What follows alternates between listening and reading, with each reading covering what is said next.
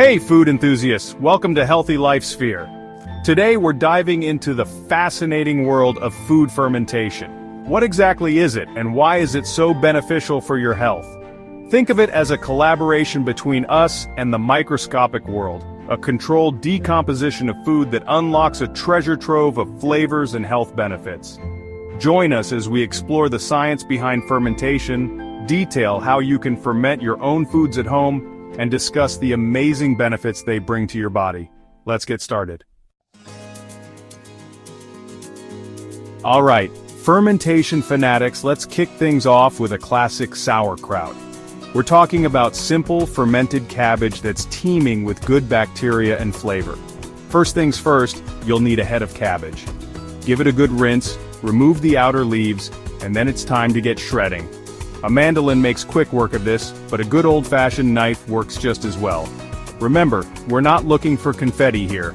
Nice thin slices about 1/8 of an inch thick will do the trick. Now here's where the magic happens. We need to break down that cabbage and release its natural juices. And how do we do that? Salt, my friends, good old-fashioned salt. Sprinkle it liberally over your shredded cabbage, about a tablespoon per pound, and then get to work massaging it like you're kneading dough. As you massage, you'll notice the cabbage starting to wilt and soften, and the bottom of your bowl will be swimming in liquid gold.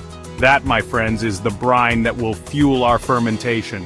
Now pack that cabbage tightly into a clean jar, pressing down firmly to submerge it completely beneath its brine. Once your jar is packed, it's time to seal it up, but not too tightly. Now, find a cool, dark corner for your jar and let it work its magic for the next 1 to 3 weeks. And there you have it, homemade sauerkraut bursting with probiotics, vitamins, and flavor. Let's face it, folks, pickles have a PR problem. They're often relegated to the side of a plate, an afterthought, a garnish. But we're here to give pickles the respect they deserve because when done right, they're crunchy, tangy, and bursting with flavor. And the best part, you can ferment your own at home with just a few simple ingredients. First and foremost, we need cucumbers. Look for varieties like Kirby or Persian cucumbers. Their bumpy skin and compact size make them ideal for pickling. Next up, the brine. Combine water, vinegar, and salt in a saucepan and bring it to a simmer, just long enough to dissolve the salt. Then, let it cool completely before we introduce it to our cucumbers. While the brine is cooling, it's time to prep our cucumbers. Give them a good scrub, trim off the ends, and if you're feeling fancy, you can slice them into spears or coins. Now pack your cucumbers tightly into a clean jar, along with any aromatics you fancy. Once your jar is packed, pour the cooled brine over the cucumbers, ensuring they're completely submerged. Depending on your taste preference, you can enjoy your pickles after just a few days for a milder flavor or let them ferment for a week or two for a more pronounced tang. Let's be honest, folks, yogurt doesn't exactly scream culinary adventure. But beneath its mild-mannered exterior lies a world of flavor and probiotic power, just waiting to be unlocked. And the best part? Making your own yogurt at home is easier than you might think. Now, before we embark on this dairy adventure, we need the star of the show, milk.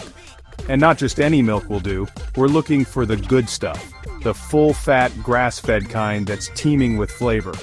First things first, we need to heat the milk. Heat the milk to around 180 degrees Fahrenheit, or until you see tiny bubbles forming around the edges. Once the milk is heated, we need to cool it down to a more hospitable temperature for our bacterial friends. The ideal temperature for yogurt making is between 100 and 110 degrees Fahrenheit. Now here's where the magic happens. We need to introduce our yogurt starter, a carefully curated blend of live active cultures that will transform our milk into tangy, probiotic-rich yogurt. Gently whisk the starter into the cooled milk, ensuring it's evenly distributed. Then it's time to find a warm, cozy spot for our yogurt to incubate. The key here is to maintain a consistent temperature of around 100 degrees Fahrenheit for the next 6 to 12 hours. Once it reaches your desired consistency, give it a gentle stir and transfer it to the refrigerator to chill. Alright folks, get ready to delve into the fascinating world of tempeh, a true testament to the transformative power of fermentation.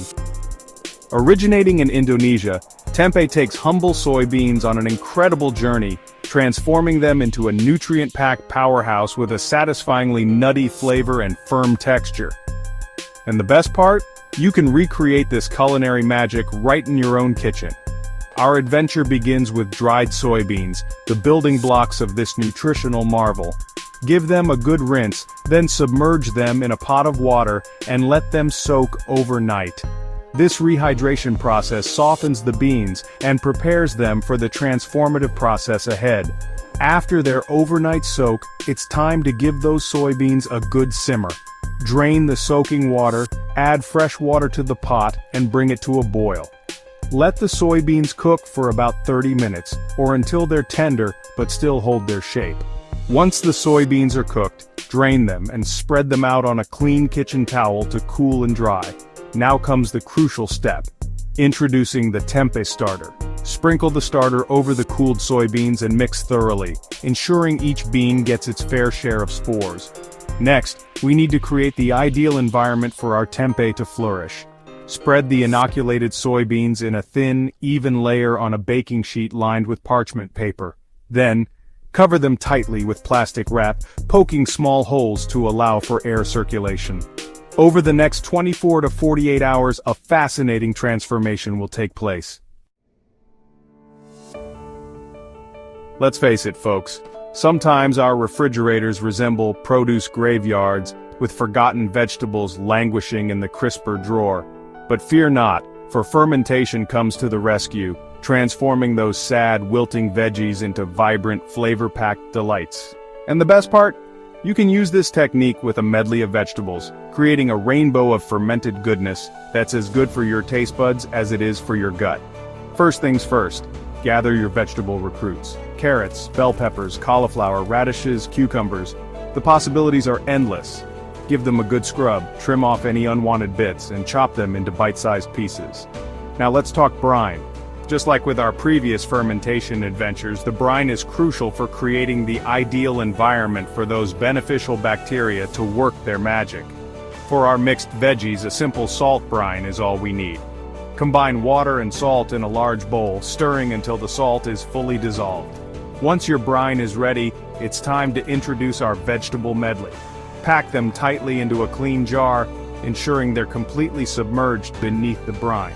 To keep our veggies submerged and prevent any rogue pieces from surfacing, we'll use a fermentation weight. Just like with our previous fermentation projects, we'll seal the jar loosely to allow those fermentation gases to escape. Over the next 5 to 7 days, keep a watchful eye on your fermenting veggies. Once your mixed veggies have reached your desired level of tanginess, transfer the jar to the refrigerator to slow down the fermentation process. There you have it, folks, a glimpse into the wonderful world of food fermentation. From the tangy depths of sauerkraut to the creamy goodness of yogurt, each fermented food offers a unique flavor profile and a wealth of health benefits. Remember, fermentation is a journey, not a destination. Embrace the process, experiment with flavors, and don't be afraid to make it your own. Fermenting foods at home is not only easy and cost-effective, but also a fantastic way to enhance your health naturally. Whether you're a fermentation newbie or a seasoned pro, trying these methods promises delicious results and numerous health benefits. If you found this guide helpful, don't forget to give us a thumbs up, subscribe, and share your favorite fermentation experiences in the comments below. Happy fermenting!